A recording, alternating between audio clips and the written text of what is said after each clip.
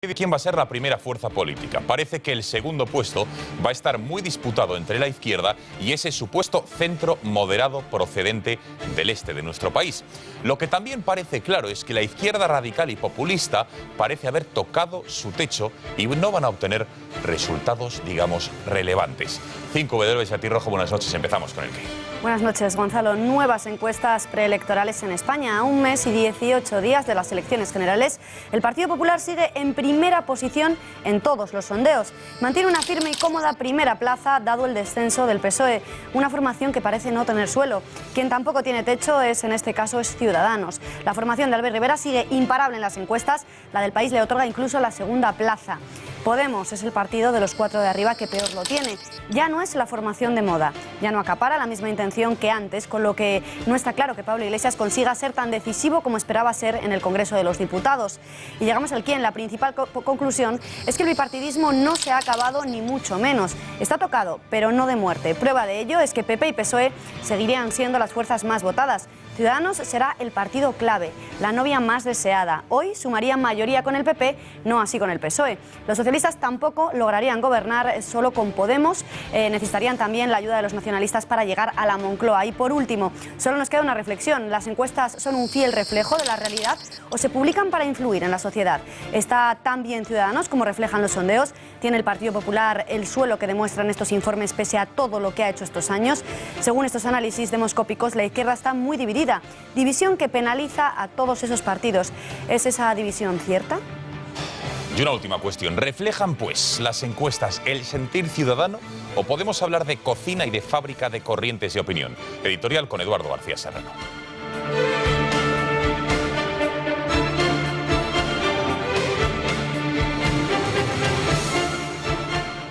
Buenas noches, Gonzalo, Beatriz. Es una realidad universalmente aceptada por incuestionable que son los medios de comunicación los que fabrican la opinión pública a través de la opinión publicada. De ahí el empeño de los políticos en controlar la prensa. Con las encuestas electorales sucede poco más o menos lo mismo. Son ellas las que fabrican la tendencia que después reflejan como algo naturalmente surgido de la sociedad a la que sondean. Bien es cierto que esa tendencia prefabricada no puede chocar frontalmente con la realidad social que la encuesta pretende potenciar o jibarizar. El denominador común de todas las encuestas electorales es que el PP y el PSOE han tocado suelo y que Ciudadanos y Podemos han tocado techo, de tal manera que el bipartidismo absoluto, sin mayorías absolutas, necesitará una muleta para seguir siéndolo, porque si bien la gente mostraba su hartazgo respecto del binomio PP-PSOE, también evidenciaba su tendencia a seguir votándolos. Fabriquemos, pues, la tendencia que alivie el hartazgo popular y a la vez haga de muleta para la continuidad del bipartidismo.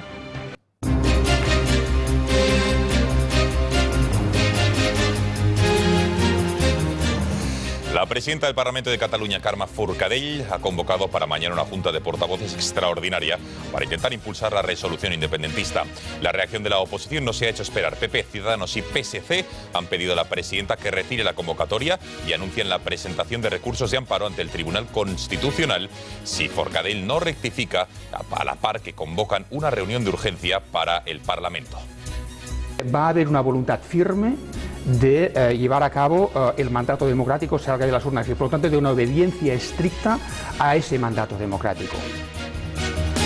Mariano Rajoy se ha reunido hoy con el líder de Izquierda Unida, Alberto Garzón, y con el secretario general de UPyD, Andrés Herzog. Lo ha hecho en el marco de la ronda de contactos que está manteniendo con los líderes de todos los partidos en respuesta al desafío independentista planteado por Junts pel Sí y la CUP. Alberto Garzón ha rechazado el pacto de Estado ofrecido por el Gobierno, calificándolo de teatro, y ha pedido la celebración de una consulta en Cataluña. Por su parte, Herzog ha pedido a Rajoy que suspenda todas las transferencias de fondos a esa comunidad. Sí, el presidente Rajoy nos ha presentado una suerte de pacto de Estado en el que nosotros no estamos de acuerdo, porque nosotros de Izquierda Unida no vamos a participar en ningún teatro que enfrente a las clases populares de Cataluña y de España. El Vaticano ha detenido a un sacerdote español acusado de filtrar documentos secretos de suma importancia. Se trata de Lucio Ángel Vallejo Balda, riojano de 54 años, que llegó hace 4 a la Santa Sede por recomendación personal al Papa del cardenal Rouco y quien desde entonces se desempeñaba como secretario de la Prefectura de Asuntos Económicos. La compañía aérea asegura que el avión siniestrado cuando sobrevolaba el Sinaí con 224 pasajeros a bordo se estrelló a causa de un factor externo. Considera imposible que el aparato explotara en pleno vuelo por un fallo técnico o del piloto. Afirman que el estado técnico del avión era excelente y confirman que hasta 16 personas que tenían billete decidieron no subirse al avión. ¿Qué ha ocurrido realmente? ¿Puede tratarse de un atentado terrorista? Lo veremos en El Mundo en Guerra de la mano del analista de seguridad y defensa Bruno Navarro. Y en los deportes, Juanma, uno se descuida, acaba la Liga, vuelve la Champions, en fin, esto es un no parar, ¿eh? Esto es un no parar. Lo normal sería hoy, como decías Gonzalo, que lanzamos la Champions, de ese Madrid-PSG, de ese Astana Atlético, de ese Sevilla City, pero cuidado porque todavía colea esa fiesta de Halloween que se montaron los jugadores del Fútbol Club Barcelona en Getafe, irrumpiendo en la sala de prensa. Esta tarde Dani Alves ha rajado al respecto, lo veremos en el tiempo de deportes, y también sabremos una cosa muy especial, muy diferente. Atención, ¿quién es este niño que estamos viendo? Porque con 14 años tiene una medalla de campeón del mundo. En el tiempo de deportes lo sabremos.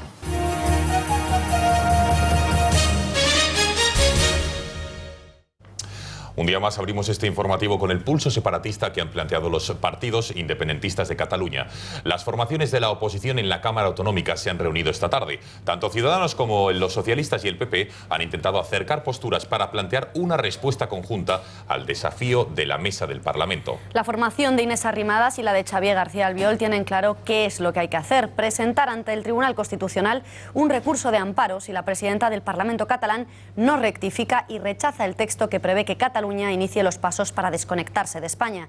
Los socialistas todavía no se han pronunciado si apoyarán este recurso, aunque parecen mostrarse reticentes.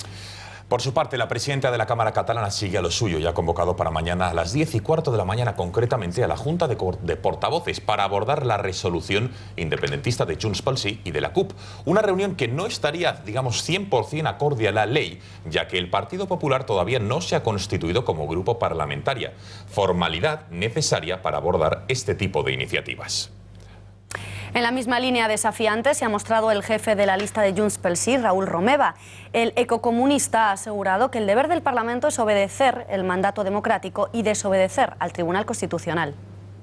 Va a haber una voluntad firme de llevar a cabo el mandato democrático salga de las urnas y por lo tanto de una obediencia estricta a ese mandato democrático. Por otro lado, en fin, el concepto de desobediencia también me va a permitir que se amplíe un poco. Es decir, el no cumplir ciertas sentencias, esto lo hemos estado viendo estos días también por parte del Gobierno y del Partido Popular, también forma parte. Más reacciones desde el Gobierno. El ministro de Asuntos Exteriores, el mismo que durante la campaña electoral decidió debatir con el candidato Junqueras, lo recuerdan, pues hoy asegura que la resolución separatista es una sublevación en toda regla y que como tal debe sofocarse. Entonces esa hipotética Cataluña independiente quedaría fuera del mundo, quedaría sin acceso al Fondo Monetario, por ejemplo, al Banco Central. Cuando uno se encuentra con una sublevación de estas características, la sublevación se sofoca. Es decir, aquí lo que hay que impedir es que se salten la ley en la medida en que les parezca. La resolución tiene el apoyo incondicional de la CUP, la formación antisistema. Prosiguen en su camino firme hacia la independencia, pero con un pero. No van a investir a Artur Mas. Someterán a votación en asamblea abierta de sus militantes la última decisión. Nosotros el no apoyar a Artur Mas ya lo teníamos decidido, lo decíamos durante la campaña electoral. Lo que nosotros estamos esperando y queremos encontrar es un acuerdo con Junts pel Sí para la presidencia, primero para el diseño del gobierno, para saber qué va a hacer ese gobierno. Eduardo, ¿cómo puede ser que el futuro de Cataluña esté en manos de 10 diputados que ni creen en la bandera catalana ni tampoco en la patria catalana? Entonces, ¿en qué creen? Pues creen en el comunismo, sencillamente. La CUP es el punto de encuentro catalán de todo el conglomerado social que el lenguaje políticamente correcto del sistema ha bautizado recientemente como anticapitalistas. Eso es tomar la parte por el todo, porque la CUP, en su cúpula dirigente y en sus cuadros intermedios, es de estricta obediencia comunista, pero con tácticas de infiltración y permeabilización social del comunismo asiático de mediados del siglo pasado, que es más ágil que los vetustos soviets de la revolución inicial. La CUP aplica sin concesiones la vieja máxima maoísta de que allá donde se quiera conquistar el poder hay que moverse como pez en el agua entre los descontentos y entre los movimientos nacionalistas o independentistas si los hubiere. En Cataluña se dan los dos factores y la CUP los ha aglutinado y aprovechado con mucho éxito. Para la CUP la independencia de Cataluña es solo y nada más que un medio para la posterior proclamación de una república marxista en Cataluña, en la que el comunismo sea el único código y la colectivización social y económica la única regla de convivencia. Y para conseguirlo se envuelve en la estelada, en la barretina y en lo que haga falta. En paralelo a este sistema de desconexión con España que ha puesto en marcha los partidos independentistas, su líder Artur Mas ha pedido o está pidiendo más dinero al Estado, a España, a ese de quien se quieren desconectar, para poder hacer frente a los pagos que le quedan en los próximos 2 meses, es decir, noviembre y diciembre. En total, 2.300 millones, cifra que equivale al 33% del Fondo de Liquidez Autonómico de aquí a fin de año. Esta cantidad la requieren para financiar servicios públicos, como por ejemplo los más de 300 millones que deben a los miles de farmacéuticos que viven en esa comunidad. En total, el Ejecutivo catalán ha recibido de los fondos de rescate más de 37.000 millones de euros, cantidad que en caso de independencia no tendrían intención de devolver. Decir que Podemos no estaba en condiciones de ganar y de formar gobierno fue un error de comunicación. Con estas palabras, la secretaria de Análisis de la Formación Morada ha asegurado que no van a investir a Artur Mas, al tiempo que recalcan que su partido, dicen, es la mejor solución para el encaje de Cataluña dentro de España. Sabiendo o declarando o dejando bien claro que no se comparte en absoluto la declaración unilateral y dejando bien claro que no se va a investir al presidente Mas. Yo creo que una cosa es, y todo el mundo lo entiende, permitir o facilitar el funcionamiento de las instituciones, y otra cosa distinta es apoyar o respaldar un proyecto político que creo que todo el mundo tiene claro en Cataluña y en el conjunto de España que no es la propuesta de Podemos.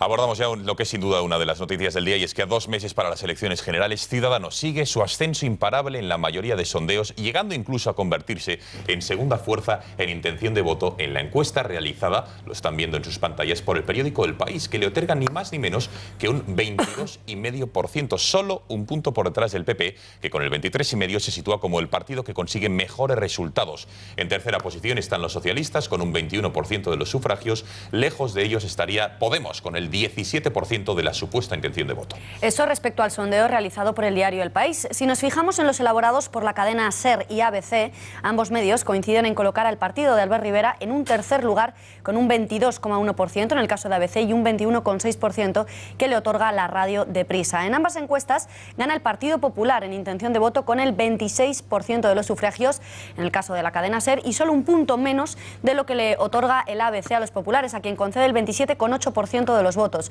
Los socialistas se situarían como segunda fuerza con en torno al 21-22% según el sondeo, y Podemos se hace tan solo con entre el 14 y el 15% de la tarta electoral.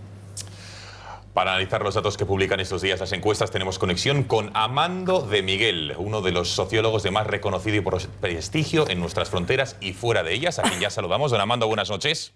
¿Qué tal? Buenas noches. Bueno, ¿le sorprende algo las encuestas que estamos conociendo estos días? ¿Qué destacaría de las mismas? Bueno, vamos a ver, yo no me las creo mucho por varias razones. Vamos a ver. Las encuestas no pueden tener porcentajes con un decimal, ni con 2, claro. Deben redondearse al entero más cercano, porque el error de las encuestas es tan grande que intentar dar aproximaciones de décimas, eso es una estafa intelectual. O sea, yo he hecho cientos de encuestas y jamás doy decimales, vamos, es que eso es de verdad, es de poca profesionalidad, pero se hace. Es más, yo he hecho alguna encuesta y el cliente me ha exigido que le ponga decimales. Bueno, vale, el que paga manda, pero eso es. Segundo, cuando el resultado, cuando el día de la elección está lejano, y todavía está bastante lejano, es muy difícil precisar a quién realmente va a votar la gente. Y entonces hay algunas cosas, hay unas técnicas que nosotros llamamos cocina, en fin, que no hay que verlo de forma despectiva, sino que es que hay que preguntar lo que votó la vez anterior, lo que votan sus amigos y sobre todo su historia en el pasado. Y gracias a eso pues se afina un poco más. Pero claro, en el caso de estos dos partidos emergentes que hay ahora, que no tienen esa tradición, No les podemos hacer esas preguntas. Y luego, sobre todo, mi crítica fundamental, las encuestas buenas son las que no se publican. En 30 segundos, don Amando, ¿las encuestas son fiel reflejo de lo que piensan en un momento dado los ciudadanos o pueden ser herramientas para influir en la opinión política? Pues eso es lo que estaba diciendo, que las encuestas que se publican suelen ser herramientas para influir. Por eso las buenas encuestas, que las hay, son las que no se publican, que las tiene cada partido. Esas son las buenas. Bueno, don Amando, queda clarísimo. Oiga, a ver cuándo tenemos el gusto de contar con su presencia en nuestro plató. Desde luego para nosotros lo sería y así espero que ocurra en los próximos días. Gracias y buenas noches. Muy buenas noches. Bueno, más asuntos. Beatriz, porque desde hoy, el 9 de noviembre, se abre el plazo para que los españoles que residen en el extranjero puedan votar. Sí, quienes quieran votar en las próximas elecciones generales tendrán que inscribirse en el censo del consulado que les corresponda. Con la reforma llevada a cabo en el año 2011, los que se encuentren fuera de nuestras fronteras, ya sea de forma habitual como de manera temporal, deben manifestar de manera explícita su deseo de ejercer su derecho al sufragio. Trámites burocráticos que han provocado una caída en el voto desde el extranjero de un 5% con respecto a antes de la entrada en vigor de la reforma. Desde el Ministerio del Exterior defienden que se informa y se facilita el voto y aseguran que desde el mes de enero se han mandado ya instrucciones a embajadas y consulados para facilitar el proceso y garantizar su buen funcionamiento. Ya lo han oído, 2 millones de españoles residen en el extranjero y elección tras elección desde la instauración del llamado voto rogado en el año 2011. La queja es la misma. Tienen problemas para votar. Se quejan de la falta de información y la nula publicidad. María Matos, ¿qué pasos deben seguir los españoles que residan fuera de nuestras fronteras y quieran ejercer su derecho a voto? Buenas noches. Buenas noches, Gonzalo. Pues bueno, si usted está en el extranjero y quiere ejercer su derecho a sufragio y votar en las elecciones generales del 20 de diciembre de este año, tendrá que cumplir varios requisitos. Lo primero que tiene que saber es que para poder votar en diciembre tiene que estar inscrito en el consulado desde el 1 de agosto, es decir, con 4 meses y 20 días de antelación. Después de este paso, tiene que rogar el voto por adelantado, como decías. Esto significa que tiene que comunicar expresamente que usted quiere votar para que le manden las papeletas a su casa. Antes, este envío lo hacía automáticamente a todos los que estaban censados en el consulado, pero ahora usted tiene que pedirlo especialmente. Hoy mismo, día 2 de noviembre, se abre una ventana hasta el día 9 de noviembre para que los españoles que residen en el extranjero de forma permanente, pero que no están inscritos en el censo o que se apuntaron después del 1 de agosto, puedan darse de alta en el censo de residentes del exterior y tendrán hasta el 21 de noviembre para rogar el voto. Los que sí estén dados de alta en el censo de residentes pueden votar por correo hasta el día 15 de diciembre o en una urna en los consulados del día 16 al 18 de diciembre. Todo esto para poder para que los residentes permanentes, todo esto para los residentes permanentes, perdón. Ahora mismo vamos con los que tienen que estar en las elecciones. Coincide también para los que tendrán que darse de alta en el censo y solicitar el plazo hasta el 21 de noviembre. En este caso, para los residentes temporales, el voto lo pueden mandar por correo con una condición que sea antes del 16 de diciembre.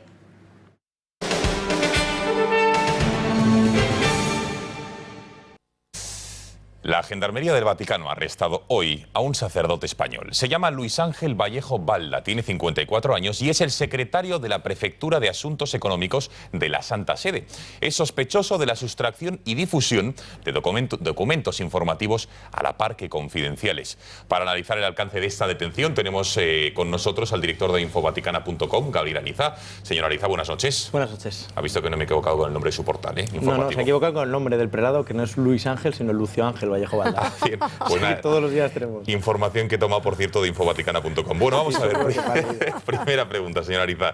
Sustracción y difusión, dicen la Gendarmería Vaticana, de documentos informativos, confidenciales. ¿Podemos hablar de un nuevo Batilix? Sin duda. El autor en Batilix, en el año 2012, saltó por un escándalo de un libro publicado por un periodista, Gianluigi Nuzzi, que se había hecho con varios documentos robados de la misma mesa del Papa, a través de su mayordomo, que acabó condenado a prisión por el propio Vaticano.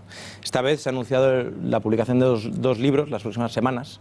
Uno de ellos, Via Crucis, del mismo autor, y otro, Avaricia, de un periodista italiano que se llama Fittipaldi. Los dos libros amenazan con publicar varios documentos, grabaciones y vamos, en definitiva, expedientes inéditos que probarían pues escándalos económicos y financieros en la Santa Sede. Pero entonces, ¿estaría relacionada la sustracción de estos documentos por los cuales han detenido hoy a Vallejo Balda con la publicación de esos libros? ¿Están íntimamente Parece que las relacionados? acusaciones, que evidentemente habrán de probarse, son que el prelado español había utilizado su acceso a los equipos informáticos del Vaticano para proveer a los periodistas de información confidencial.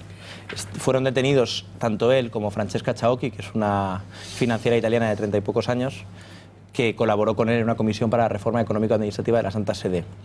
Fueron interrogados ambos, ella pasó la noche en el calabozo, pero al día siguiente fue puesta en libertad y él continúa detenido en la Santa Sede. Gabriel, ¿y se sabe ya de qué tratan estos libros? ¿Qué van a revelar? ¿Se sabe ya No algo? se sabe demasiado, saldrán en las próximas semanas y lo que se sabe es que, como decía, que publicarán varios documentos inéditos y confidenciales robados pues, de la misma mesa del Papa casi. Gabriel, ¿quién es este prelado español y qué funciones, qué labores desempeñaba en el Vaticano? Pues Lucio Vallejo Balda es un sacerdote español de 54 años, riojano. Fue durante 20 años ecónomo de la diócesis de Astorga, una de las más pequeñas de España. Y en el año 2011 fue llamado por Benedicto XVI para desempeñar el trabajo de secretario de la Prefectura de Asuntos Económicos de la Santa Sede. Lleva 4 años allí, había trabajado antes en la gestión de la Jornada Mundial de la Juventud en Madrid y es un experto en teología espiritual que ha demostrado ser bueno en la gestión de asuntos económicos. Y su cargo, claro, le daba acceso a muchos documentos confidenciales. Su cargo le daba acceso a absolutamente, él tenía vía libre a todos los ordenadores. Es más, su trabajo durante los primeros meses del pontificado del Papa Francisco fue de ir despacho a despacho de los diferentes cardenales y miembros de la curia pidiendo acceso a los ordenadores para investigar supuestos desfalcos o abusos de poder en la gestión económica de la Santa Sede. Bueno, ha dicho usted que estaba retenido. ¿Cómo es una retención o una detención en el Vaticano? Porque nos imaginábamos otras disposiciones policiales, como estar entre rejas. ¿Cómo pasa a disposición judicial? ¿Pasa a disposición de la policía, de la Gendarmería Vaticana? ¿Cómo pasa en las noches? En fin, ¿qué pasa cuando alguien le detiene en el Vaticano? Hasta hace pocos años, precisamente hasta Batilix, el Vaticano no contaba con medios de detención más allá de una persona que causaba un alboroto en la Plaza de San Pedro y era detenida en la propia Gendarmería, en la propia oficina de la Gendarmería. Y con la detención de Paolo Gabriele, el mayordomo del Papa, en 2012, se rehabilitó lo que era el Palacio de los Confesores, que está cerca de la Casa Santa Marta, y se convirtió en una suerte de, al lado del Palacio de Justicia, unos calabozos, unas habitaciones que hacen la vez de calabozos. En el mes de agosto falleció el nuncio Vesolowski, que estaba condenado en el Vaticano, y fue muy sonado porque quien estaba condenado acabó falleciendo en un sofá viendo la televisión. O sea, que parece que no son calabozos mazmorras, como se podrían imaginar, de medievales, sino que son meramente una detención casi domiciliaria. Con lo cual no se sabe qué va a pasar en los próximos días, prestará declaración, ¿qué va a ocurrir con él? Pues lo lógico es que las investigaciones continúen, las pesquisas continúen y si parece que tiene visos de verosimilitud la acusación, pues seguirá retenido hasta que sea el juicio. Queda claro, don Gabriel Ariza, le emplazamos a que vuelva hasta este informativo cuando se publiquen esos dos libros, Avaricia y Vía Crucis, para revelarnos exactamente ¿qué es lo que dicen? ¿Qué es lo que dicen? Gracias y buenas Muchas noches. gracias a ustedes. Gracias.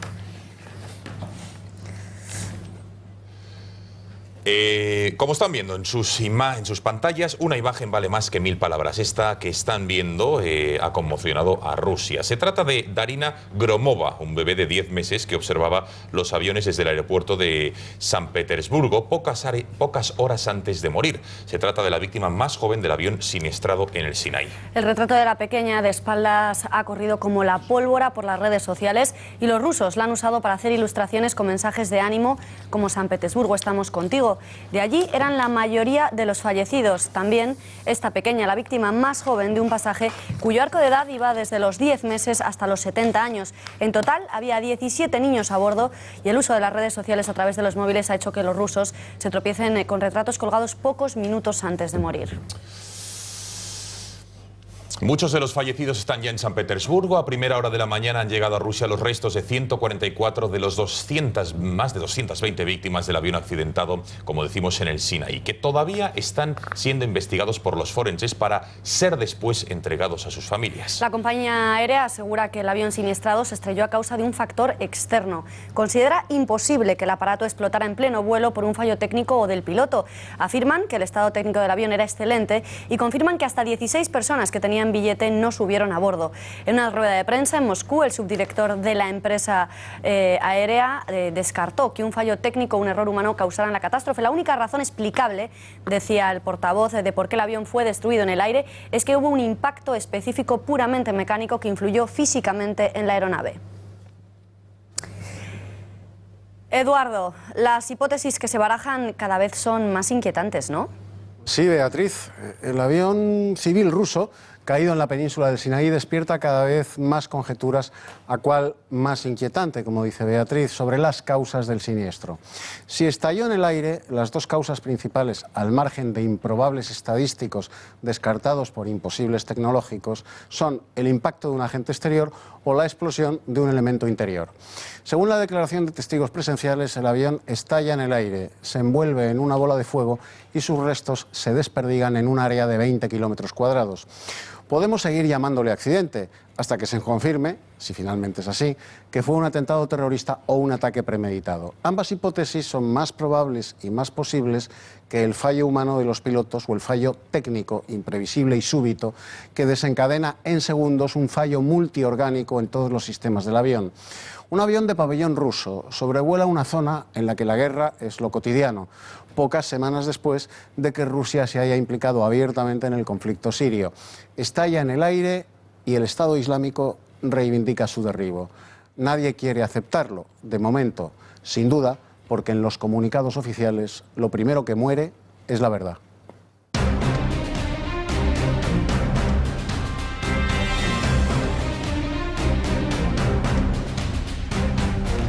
Gracias, Eduardo. Tiempo de análisis lo hacemos como no podía ser de otra manera en nuestra habitual sección semanal Un Mundo en Guerra. Saludamos ya al experto en seguridad y analista internacional, Bruno Navarro. Buenas noches. Buenas noches, Gonzalo. Muy buenas noches. Gracias por estar aquí. Antes de proseguir analizando algunas de las misiones de las Fuerzas Armadas en el exterior, tenemos que hablar de Rusia, de este siniestro, este accidente de este avión ruso. ¿Qué cree que ha ocurrido exactamente con este avión que se estrelló el pasado sábado en el Sinaí?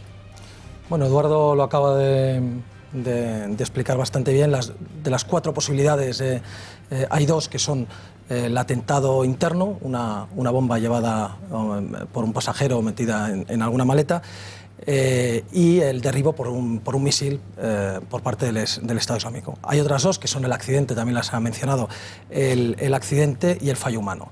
El fallo humano prácticamente lo han descartado, el piloto era un hombre muy experto y por ahora está bastante descartado. No hay que descartarle del todo y las cajas negras en la investigación nos dirán qué ha podido ser.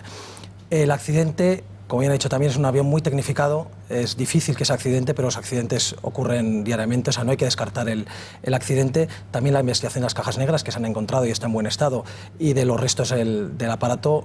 Es una investigación que puede durar días, semanas, meses. Nos dirán si ha sido finalmente un accidente o no. Hay un par de datos que podrían apoyar la versión que son precisamente que al parecer la hija del copiloto habló con momentos antes de despegar y el copiloto se quejó del estado lamentable técnico del avión. Es un avión que había sufrido ya una avería en la cola, había estado varios meses inutilizado hasta que se reparó, etcétera, etcétera. Bueno, los pilotos llevan tiempo al parecer sin cobrar. Bueno, hay esas razones que avalarían la teoría de un accidente, pero naturalmente el atentado interno-externo es también plausible. Lo único que todas las agencias de inteligencia por ahora están diciendo que los medios antiaéreos de los diversos grupos yihadistas en la zona no disponen de ningún medio capaz de derribar un avión a la altitud que estaba volando. Por lo tanto, estaríamos quizás hablando de un atentado interno. Bruno, ¿y por qué Rusia ha descartado el atentado y por otra parte la aerolínea ha descartado tanto el fallo técnico como el fallo humano? Intereses. La investigación llevará su curso, saldrá con un resultado en un sentido o en otro. Mientras tanto, todos los actores implicados arriman el ascua a su sardina. Ni el gobierno egipcio ni el gobierno ruso van a admitir, hasta que no sea un hecho, que ha sido un atentado. El gobierno egipcio porque perdería las rentas del turismo de Sharm el Sheikh y de todos los resorts de turismo y buceo que hay en el Mar Rojo, y el gobierno ruso porque tendría ya una consecuencia negativa en su propio país a la intervención en Siria. Le estarían ya acusando internamente de haber provocado indirectamente la muerte de esos más de 200 ciudadanos rusos. Sin embargo, la compañía aérea naturalmente descarta totalmente un accidente porque serían responsables ellos de él. Así que, francamente, en mi opinión, hay que esperar al término de la investigación. Bueno, entonces, ¿por qué puede haber sido un ataque, digamos, terrorista? ¿Qué está pasando exactamente en el Sinaí? De haberlo sido, ¿quién podría haber derribado, ya sea internamente, entendemos que un suicida, o ya sea con un misil de larguísimo alcance, pese a la altura donde dice usted que volaba? Bien, el Sinaí es Egipto, pero es un Egipto diferente. Más de la mitad de la población son beduinos. Los beduinos son tratados por los egipcios como los gitanos en muchos lugares de Europa, ¿de acuerdo? Son considerados ciudadanos de segunda y han sufrido siempre la opresión y la dejadez del gobierno egipcio. Eso les ha provocado su acercamiento a Israel durante la ocupación del Sinaí tras la Guerra de los 6 días y sobre todo Hamás y otros grupos yihadistas con los que hacen frontera. Durante estas décadas se han ido radicalizando cada vez más hasta formar sus propios grupos terroristas. Esto a raíz de la caída del hombre fuerte Mubarak en 2011 con la primavera árabe creó una explosión nunca mejor dicho, de atentados y la creación de nuevos grupos. El primero que se creó, de los nuevos me refiero, fue Al-Qaeda en el Sinaí, que existe y está ahí, pero sobre todo, poco después es el Estado Islámico en el Sinaí, la provincia. Ellos llaman sus filiales, son muy fáciles, porque es provincia de el lugar donde se encuentre. La provincia del Sinaí, el Estado Islámico en el Sinaí, es ahora mismo el grupo más fuerte. ¿De dónde? Del Sinaí. Ah, del Sinaí. Y por lo tanto de Egipto, porque son donde están golpeando con fuerza. No golpean solamente en el Sinaí, sino en todo Egipto. Atentados muy espectaculares, algunos de ellos.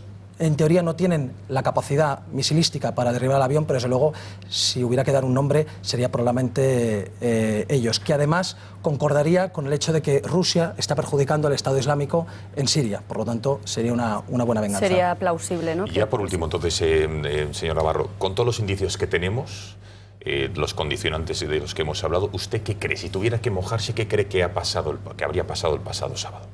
Pues francamente haría el avestruz y no respondería.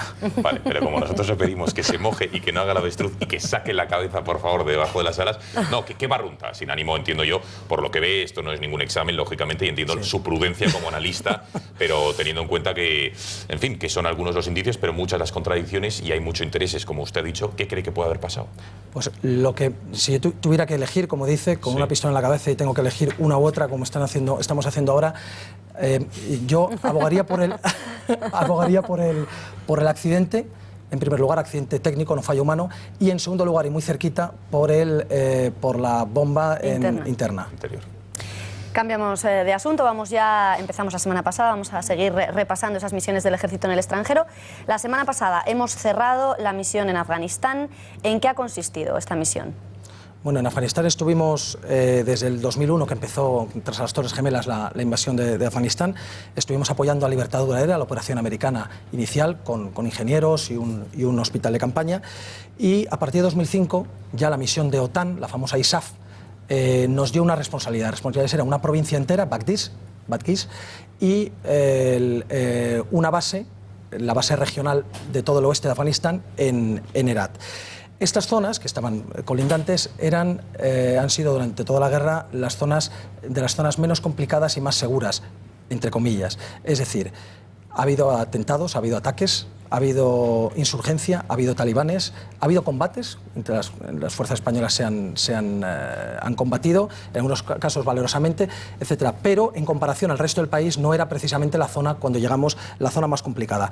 Los militares españoles se han visto lastrados por las decisiones políticas, es decir, no hay nada malo que se pueda decir de la actitud general del soldado español, del ejército español allí, pero sí de las decisiones que desde Madrid se tomaban y se daban sobre bajas cero, no queremos problemas, no queremos muertos, lo que hacía que los militares se veían obligados a no poder o imposibilitados de tomar las acciones que ellos sabían sobre el terreno que eran las adecuadas y no poder hacerlos por esas órdenes de Madrid. Perdón, cuando habla de órdenes de Madrid de bajas cero, entiendo que las da el gobierno de nuestro país, ¿no? En este caso, ¿qué gobierno era? ¿Quién no quería, digamos, manchar que saliera en los medios de comunicación, digamos, el hecho de que había bajas? ¿De qué gobierno estamos hablando? De todos, ninguno. Eso ha sido un común denominador, no solamente en esta misión, sino en otras, de bajas ceros. Es decir, esto ha sido común y generalizado.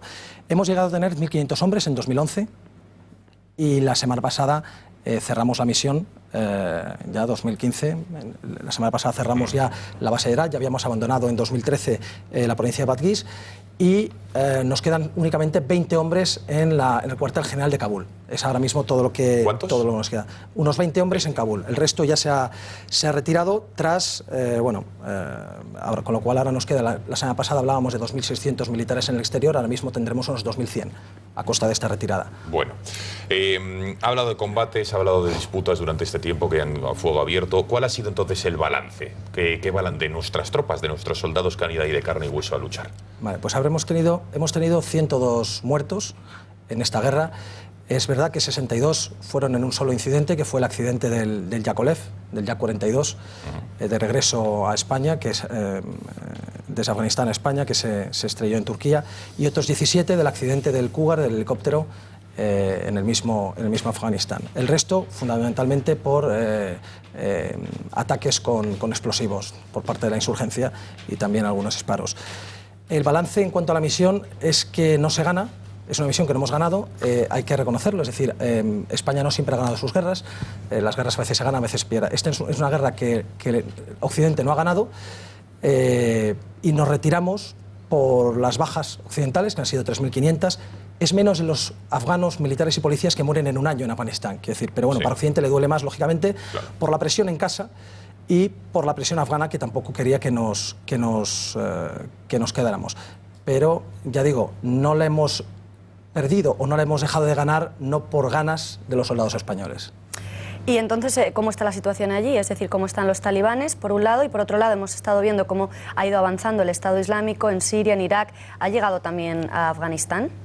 Sí, hace 2 semanas hablábamos del asalto, de la toma de Kunduz, que es una importante capital provincial en Afganistán, por parte de los talibanes. Ha habido un relevo, murió el fundador y jefe, el Mullah Omar, y ahora el Mullah Mansur, que está recién liderando la organización, ha dado un golpe de efecto, un golpe fuerte, con el que intenta, ahora que llega el invierno, que se van a parar las operaciones, tener una buena carta, una buena baza para afianzar su poder. Sin embargo, el Estado Islámico, como decías, ha llegado, ha creado la provincia Khorasan, que abarca fundamentalmente Afganistán y Pakistán. Su intento es unir a todos los pastunes que están a ambos lados de la frontera y por lo tanto hace muchísimos ataques en toda la frontera, en todos los puestos fronterizos y también combate al Estado Islámico. Esa es una de las ventajas, por así decirlo, de esta guerra en este momento. El enfrentamiento de los yihadistas del Estado Islámico con los yihadistas de Al-Qaeda. Los talibanes se están fortaleciendo, pero el Estado Islámico cada vez es más fuerte. Y como no se llevan bien, quién sabe si el día de mañana nuestros aliados en esta guerra van a ser precisamente los talibanes. Es algo que ya barruntan los norteamericanos. Curiosa guerra. No, curiosa guerra y curiosísima reflexión. Don Bruno Navarro, muchísimas gracias por haber estado un mes más con nosotros y muy buenas noches. Buenas noches a vosotros.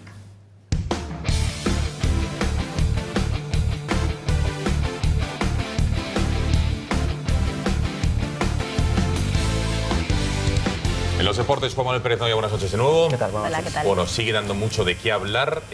Por un lado, el baile de los jugadores del Barça de Halloween. Y segundo, no sé si tú vas a meterte en la apuesta esa del bigote de noviembre, por cierto.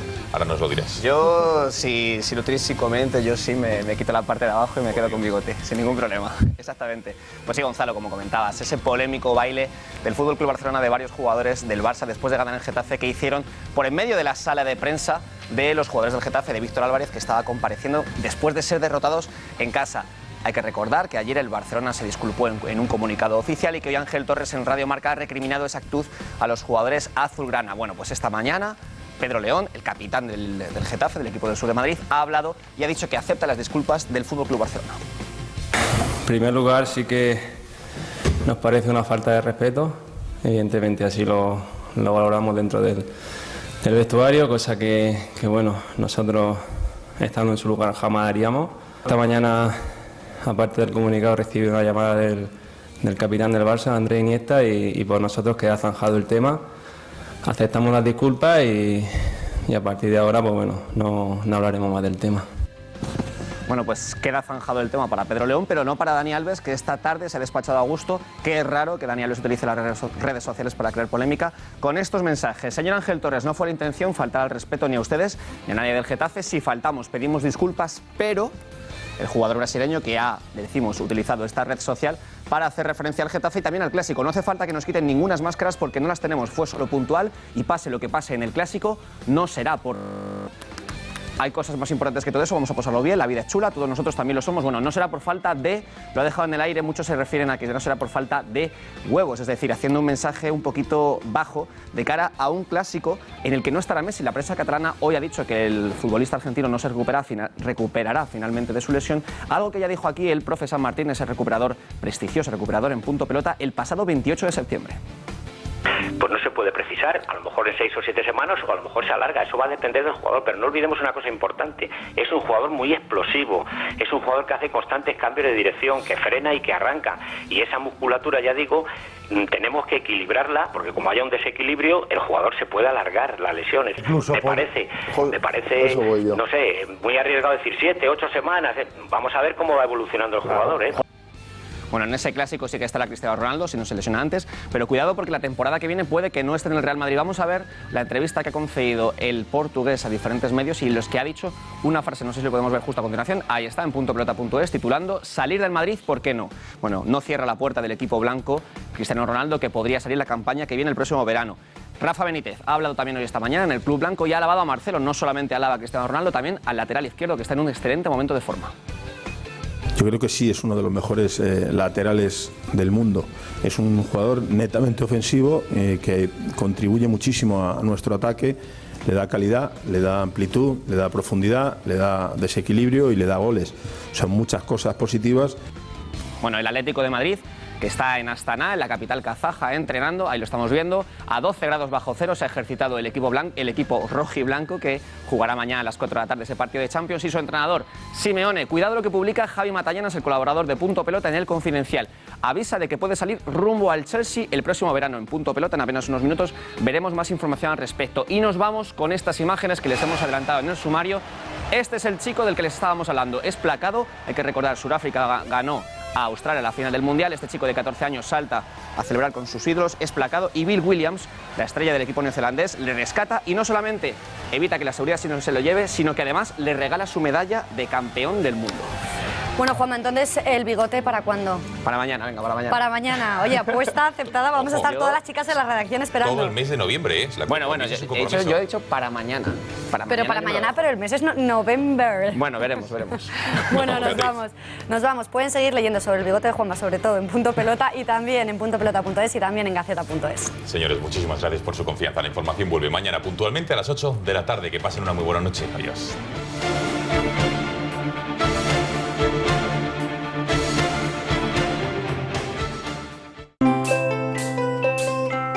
And all I want is love, and all I want is fun.